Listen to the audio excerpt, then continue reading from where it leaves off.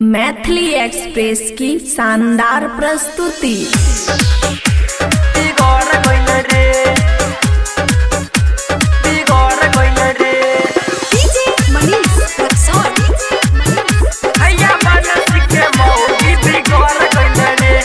खुशी recording studio बलुआहा।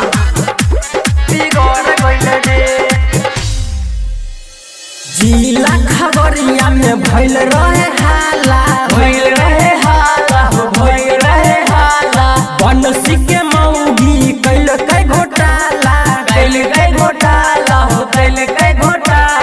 एतने में अखिया लड़ गइल रे भैया, बनसी के मौगी बिगड़ गइल रे भैया, बनसी के मौगी बिगड़ गइल रे।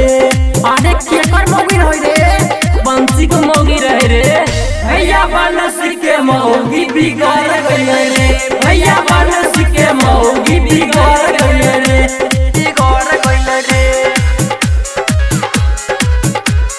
खुशी रिकॉर्डिंग स्टूडियो बलुआहा।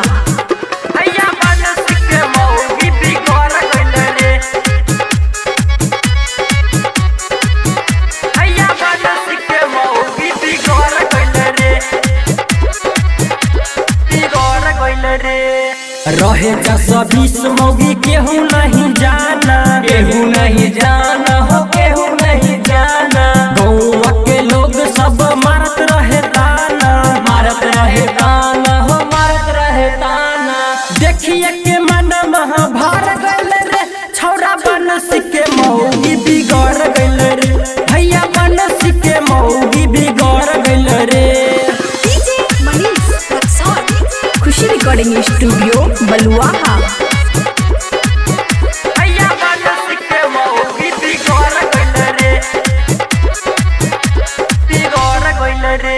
सनोज बिहारी संगे राइटर राजकुमार हो, धीरे धीरे जान गइल यूपी बिहार हो। कचरे उमरिया में बढ़ गइल रे छौरा, बनसी के मौगी बिगड़ गइल